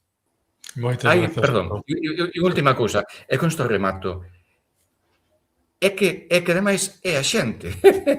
Se non quedaríamos reducidos a unha minoría, eu non quero, desde logo non aspiro ser minoría de ningún tipo. Vivo habitualmente nunha aldea e quero estar ben cos meus veciños, e ese é o pobo galego, e ese é a xente da aldea, e ese é a xente do rural, e así. E cando se implementan medidas que dan resultado, pois dan resultado. Pero, bueno, deso xa falaremos outro día. Moi ben, moitas graciñas, Antón. Temos outra convidada aquí que é Adela Figueroa, que non sei se terá tamén algún outro comentário, que está precisamente agora, é unha persoa de Adega, e unha persoa que tamén está metida en certa polémica que está existindo a día de hoxe coa estación de Lugo, non? Adela, non sei se tes comentario ou tes pregunta para Felipe. Bon, primeiro, o que teño para Felipe é un abrazo moi grande, porque son moitos anos de andar polo país peleando por recuperar e por conservar a nosa historia e a nosa razón de ser e o noso sentido de estar no mundo. Entón, eso en primeiro lugar, e un agradecimento polo seu traballo. Despois, como me estás preguntando xustamente neste momento, pois sí, o patrimonio forma parte tamén, o patrimonio natural e o patrimonio cultural. Nós somos unha terra, saben os que están aquí, moi antigua, moi bella e que ten unha cultura potentísima e que necesita ser respeitada. Eu non son demasiado crítica, porque hai moita xente que dice, o pobo non quere conservar, eu iso creo que moi certo non é, porque moitas cousas chegaron a nós precisamente porque o pobo non as destruiu, mediante os mitos, as lendas, artelláronse estrategias que fixeron conservar os castros, que fixeron conservar as mámoas e que fixeron conservar cousas tan maravillosas, verdad, Malde, como esa pena furada de Coirós, que a mí me parece a representación primixenia da xila, da fertilidade, da femia fértil da natureza. Entón, digo a Malde porque sei que Malde... aí temos un brután, é que estou na rúa, aí temos un brután que rompe o equilibrio, non? Ben, pero fora disso, sí, efectivamente, eu son partidaria, eu son moi conservadora, na miña maneira de ser, son partidaria de conservar o que temos porque eso nos indica, nos vai dicindo como fomos, que estética tivemos, que estética tivo os diferentes momentos do pobo, e igual que me peleei a fondo pola Cova Irós, e aí e o digo sin ningún tipo de humildade. O sea, gracias a adega salvouse a Covairos. En fin, non é pouco, o que estou dicindo. Mas agora, neste caso en Lugo tamén, hai unha ansia de destrucción e de arrasar. A min pareceme de novos ricos ou de inconscientes ou de frívolos. Como a estación de autobuses disque xa non ten utilización, eu defendo que siga tendo utilización, pois hai que arrasar con todo, tirar con un edificio que está en perfecto uso e que se pode aproveitar para outras cousas, e arrasar con todo para facer uns aparcamentos ou para facer unha gran plaza ou non se sabe para facer que. Entón, eu, por exemplo, neste momento en Lugo, pois sí, me encontro metida nesa, digamos, discusión, porque se un edificio no que se gastou enerxía, no que se gastaron materiais, no que se gastou tempo e que marca parte da nosa historia e da estética dun momento determinado, pois non ten por que ser deitado abaixo, se pode ser utilizado para outra cousa. Como ecoloxista, defendo que non hai mellor lixo co que non se produce. Os lixos en Lugo foi denunciada moitas veces polo mal trato que lle dá aos residuos, aos lixos da construción. De feito, están contaminando as augas e están producindo unha contaminación grave nos acuíferos que están chegando, que se están infiltrando e que están chegando á cidade. Entón, a concepción de que o mundo é algo armónico, de que tocas un lado e móvese todo, esa concepción ecoloxista, o que se chama paradigma da complexidade, pois é unha cousa que os nosos políticos deberían de aprender, deberían de entender. Pois eu voto de menos máis cultura. E cando falo de cultura, non estou falando da universidade. Para min, seguramente, a sociedade galega autosuficiente pois foi unha sociedade tremendamente culta, porque sabía o que tiña entre maus e sabía producir para alimentarse, e para defenderse dos mitos, e crear os mitos, e defenderse dos enemigos. Neste momento, para min, en Galiza, hai un momento de aculturación. E cando digo de aculturación, é de despegue contra o pasado, é como se estuveramos flotando sobre algo sin termos alicerces. Eu vexo que a maior parte das persoas que ocupan postos de responsabilidade non saben nin a orixe da nosa lingua, nin saben a orixe da nosa estética, nin saben a orixe, nin o que nos liga ao pasado. Como é, por exemplo, xa citei esa pena furada, esa Venus megalítica da pena furada, por exemplo, de Coirós, ou a capeliña románica que está á beira da Ira da Xoana en Ramil, non?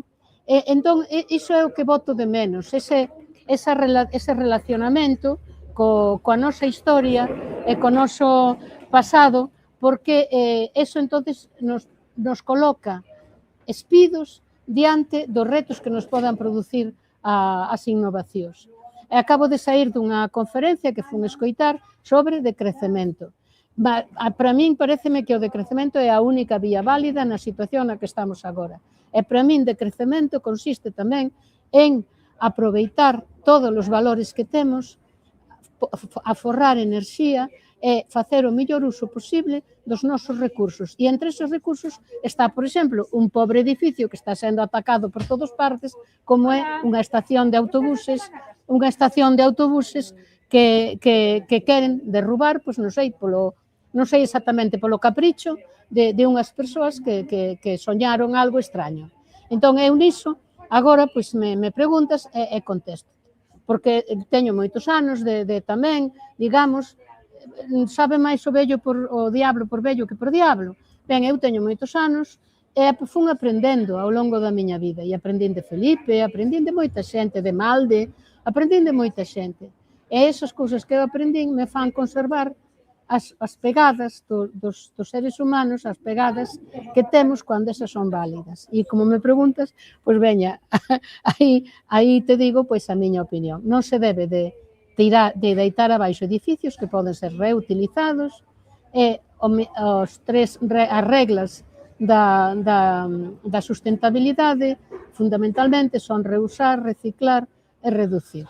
E reducir é fundamental. Neste momento penso que é o fundamental. Quero decir agora, xa que teño a palabra, que cada vez que vexo esas bombas que caen no Líbano e que caen en Irán e que agora xa en Gaza, que parece que nos temos que olvidar dos pobres gazatís, Esas bombas son tremendamente sofisticadas, se ve como se derrumba o edificio inteiro. Entón, vendo iso, eu non comprendo como persoas sensatas queren tamén derrubar un edificio que está en pleno uso, porque eu, cando me falan deso, penso en Gaza, penso en Líbano, penso en Irán, e digo, pero que ansia de destrucción temos. Moitas gracias por darme esta palabra, e vos saúdo a todos con moito afecto e con moitísimo respeto. Gracias a ti, Adela. Veña, unha aperta. Ben, Felipe, non sei se tes algo... Nada, que Adela, bella compañeira, acaba de resumir moi ben o que eu digo. E ainda máis, escoitando a falar, que nunca diga que é bella, ni eso. Curriña, non podes dicir iso, pois escoitando a falar, pensaba e acordábame moito que falaba exactamente igual Isa Díaz Pardo. Era a filosofía de Adela de Díaz Pardo, en definitiva, é moi humanista, moi ecoloxista, arríncase unha erva e trema o universo, non? E iso é o que se pensa. E, ante todo, unha educación que está en todas partes, nos plasmas, na escola, na casa, na aldea. O meu amigo Antón Malde vexo moi optimista, eu verdadeiramente non o son tanto, e vivo moi diariamente o patrimonio desde altísimas e moi baixas esferas. O que está pasando no mundo é moi grave a nivel global, a nivel máis particular, non? É moi grave. Hai a gran deshumanización e unha gran McDonaldización.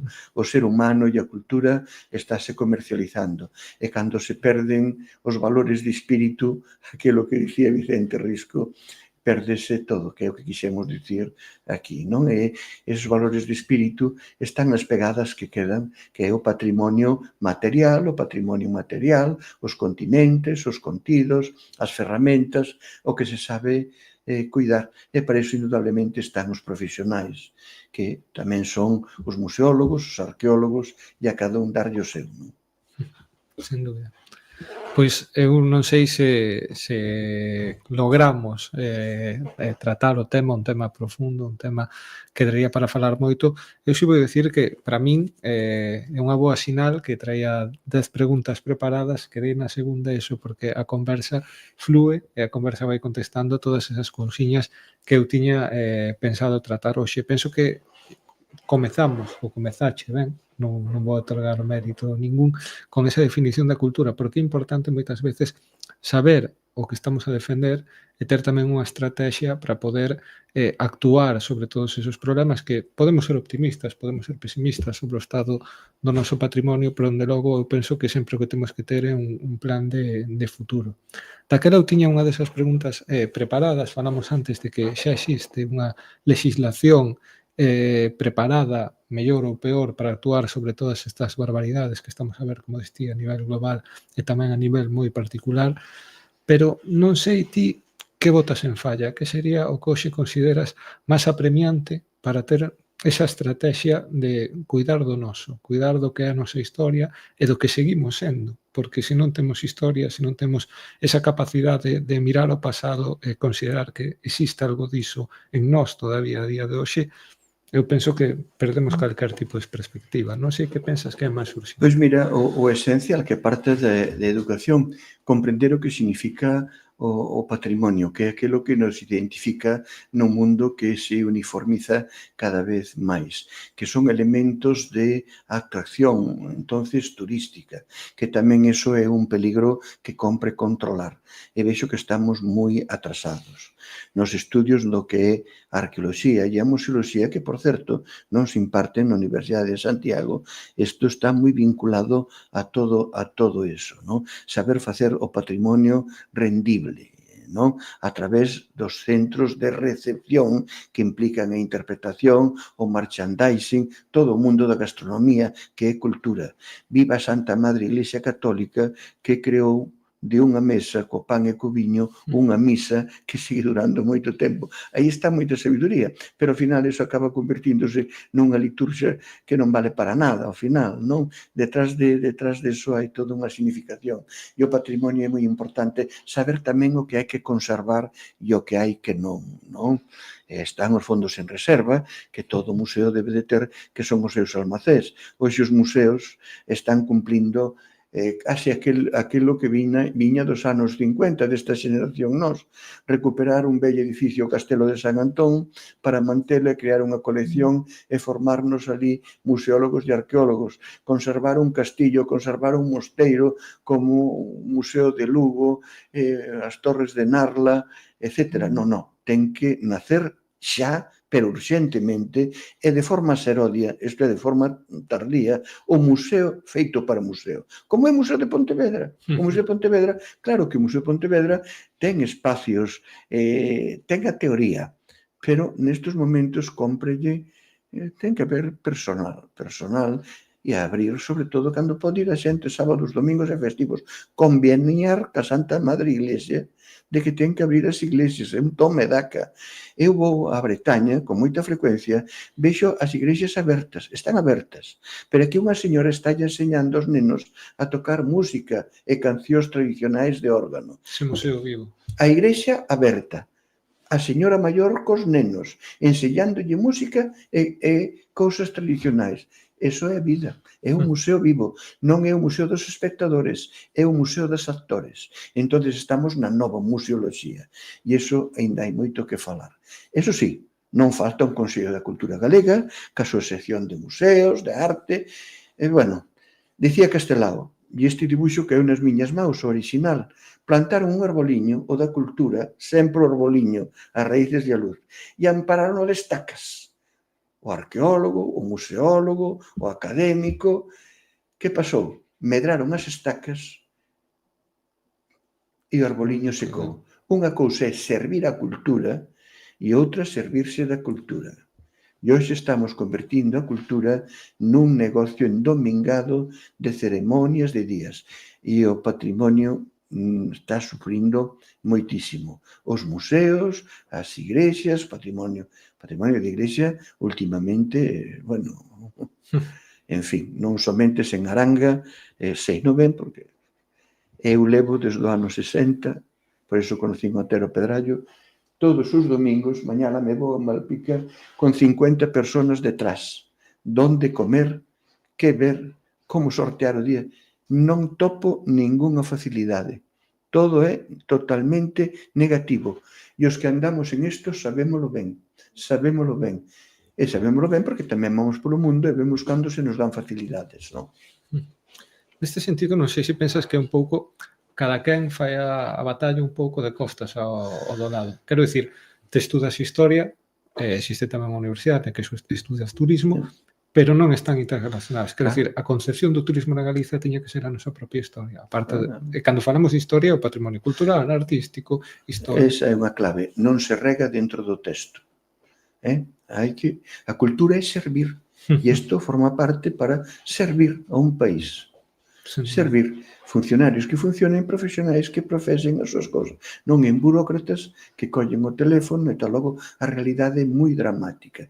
E a nosa marca de país no mundo, cal é a nosa marca? A paisaxe sorprendente, a arqueoloxía, a historia que temos, e que o temos verdadeiramente todo, para xerar incluso máis cultura. A base está aí. E temos tanta que miña amiga Adela Figueroa dicía moi ben que prova de que se conservou é que hai tanta que podes destruir e sigue estando aí. Tantas historias de tesouros se podían contar que apareceron, outros que desapareceron, e que son fonte literaria recreativa, non? E faltan literatos que todo este patrimonio, falábamos de Joyce e de Dublín, non?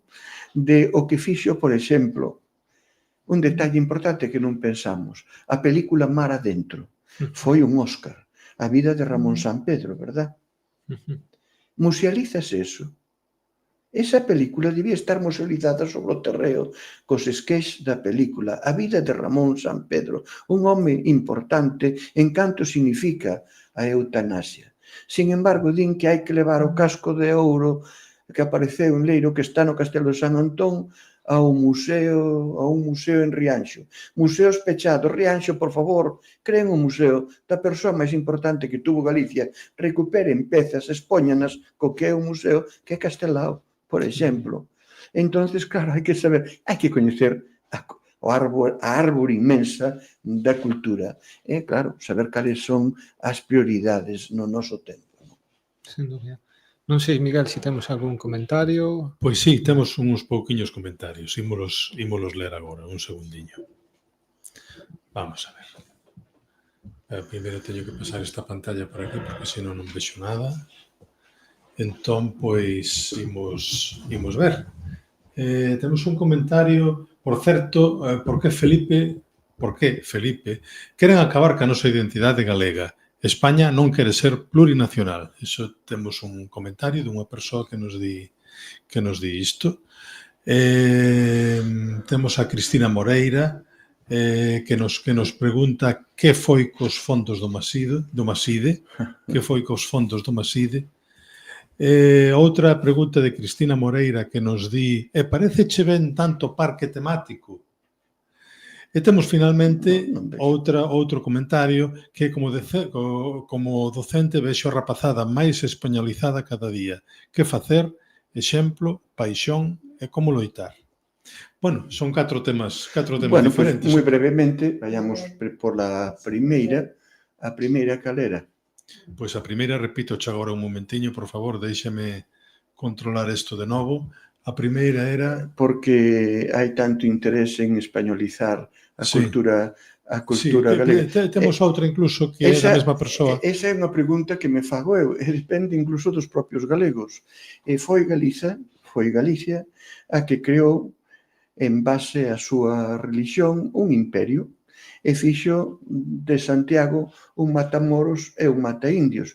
Non me extraña que Colón sexa galego, e de que o caudillo fora de donde fora, ou que Pablo Iglesias, o socialista, o anterior, fora de onde fora. Sei que Galicia diu moita xente, e curiosamente, doña Emilia Pardo Bazán, Camilo José Cela, creando o idioma español. Pero, home, tuvemos a ese Castelao, a Rosalía, que é verdadeiramente o noso, non? O sea que é un tema a tratar nas cátedras de sociología, de psicología, de todo isto, non? Pero é curioso. Pero, en certo modo, os pecadores somos os propios galegos, Ainda hoxe, Ainda que está hoxe representando determinados partidos de carácter tan estatal, non?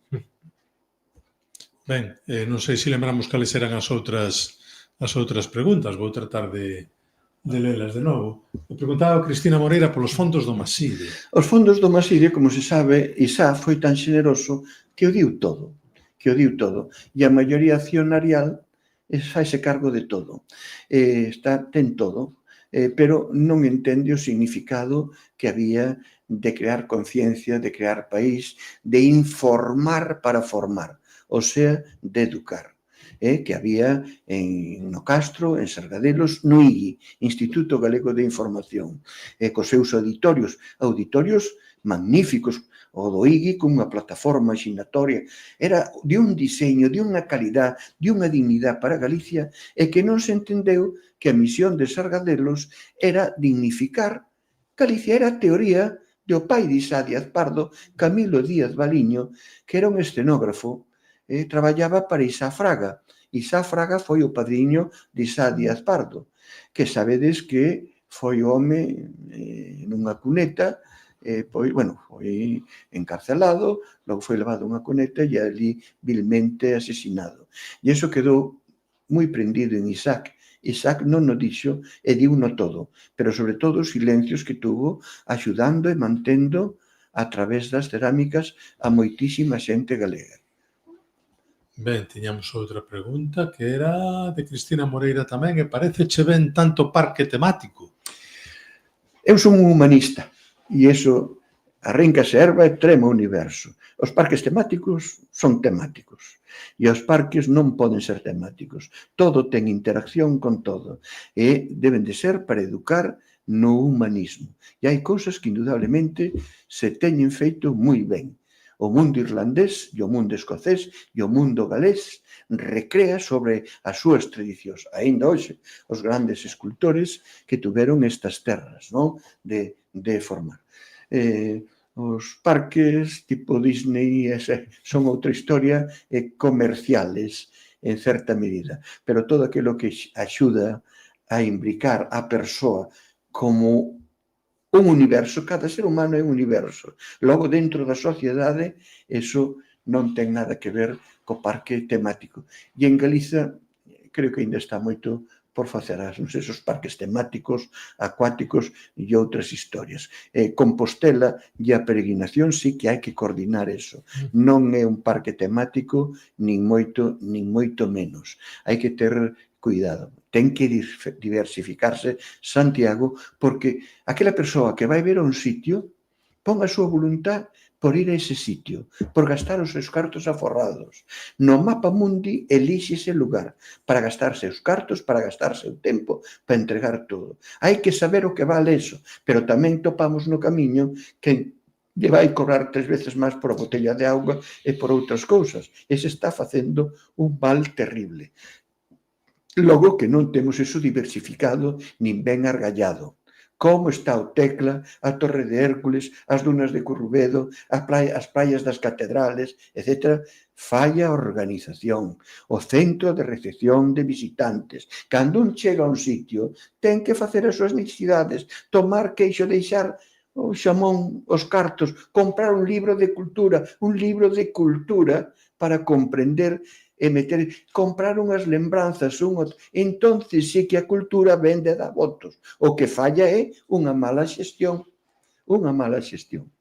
Ben, temos a última pregunta, o último comentario. Como docente, vexo a rapazada máis españolizada cada día.